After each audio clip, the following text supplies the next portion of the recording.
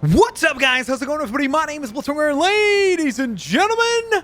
Boom, boom, boom, boom, boom, boom, boom, boom. Let's be honest, that tune is stuck in all of our heads. Whether you have watched the Batman movie or just simply the trailers, you are most definitely obsessed with that particular score.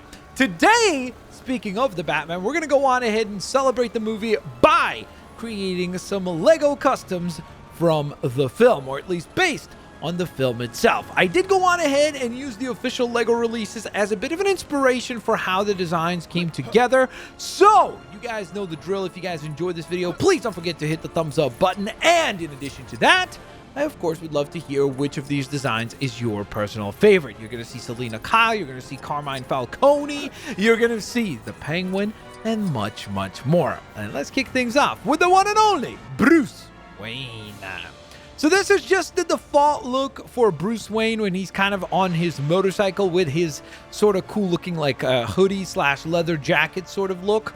And of course, he's got that emo hair that some people hate, some people love. But regardless, I did go on ahead and capture it here. And then he's got the beige sort of colored pants that he was rocking, along with his motorcycle driving gloves available as well. But if you don't like this look, and you would more so prefer the one with the actual hoodie up, that one is available to you as well. So I did go on ahead and recreate the look that we saw multiple times throughout the film and in a lot of the promo materials where he's got the hoodie that he wears. Now, the one thing that I wish I would have been able to capture is the kind of like that black sort of face paint that he has under the eyes. I was trying to see if there was a way to do it, but it was just not coming together in a nice way. It always looked a little bit too goofy. So because of that, unfortunately, I wasn't able to capture that. And this time, I actually did want to create a separation for the leg piece as well in order to make it look like he's actually wearing some boots as well as, of course, the pants. So a bit more detail on this variant. Let's go over to our villain side of things, and we're going to kick things off with the one and only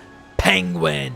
So the Penguin, of course, is a character that does not play the biggest role in the Batman movie, but certainly, obviously, a very iconic character nevertheless, and seems like this character is going to get to do much, much more in this new The Batman universe via that HBO Max show, so I'm very excited to see what they do with that show.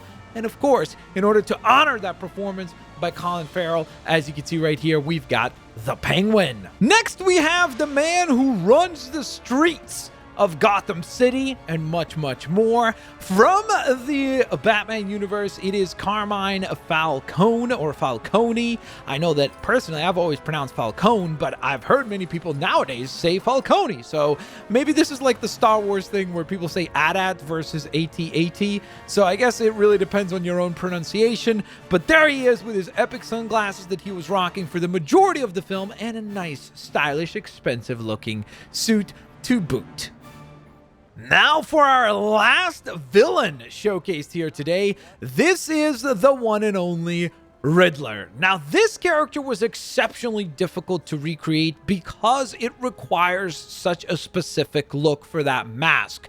I tried to do my very best to capture that look that he has with the glasses, but then in addition to that, that kind of like cut out, like weird cover for the mouth area. So I try to go on ahead and capture that as well as, of course, the actual details on the jacket, the little question mark detail, and the green hoodie component as well.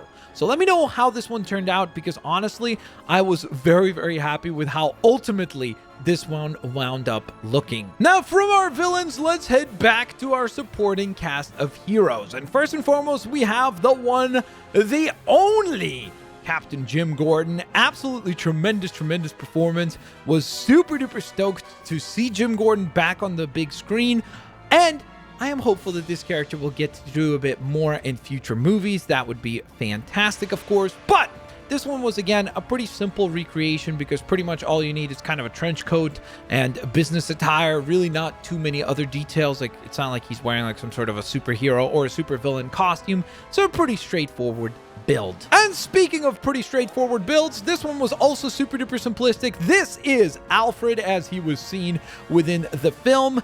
Let me know what you guys think of this design. I'm super duper curious. I think that I went ahead and captured again most of the key elements about the character. I wish I would have been able to get the haircut to be a little bit closer, but I think that this is perfectly serviceable. Next up, we have Selina Kyle, or Catwoman. This is the unmasked variant of Selina. Again, a very simple costume. There's really not too many details that you need to really capture about Selina Kyle's costume. I really would say that the most complicated character as far as like actually how they look within the film is the Riddler, just because he has such a specific look in the movie that is super duper creepy.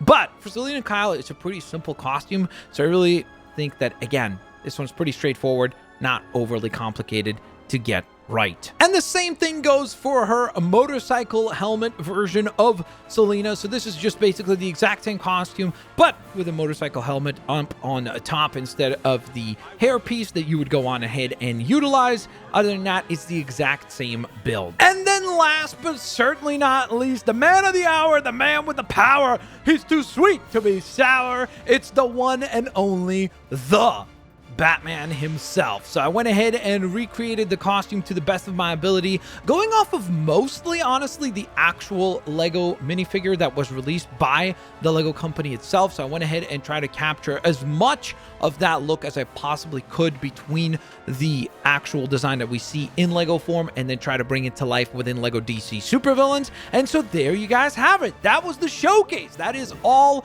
the characters that I wanted to go on ahead and recreate from the Batman. Let me know what you guys think. Do you like the designs? Do you dislike the designs? Which ones do you think turned out good? Which ones do you think turned out poorly? Maybe they all suck. Let me know down in the comment section below if you thought any of them were even somewhat decent. I would really, really appreciate the feedback. So thank you guys so very much for those of you that do end up taking the time to do so. And of course, in addition to all of that, guys, I do want to go on ahead and wish you all an absolutely fan-fantastic rest of your day, as Batman's going to go on ahead and take care of Gotham City itself, because of course, it is an absolute mess, as it always is.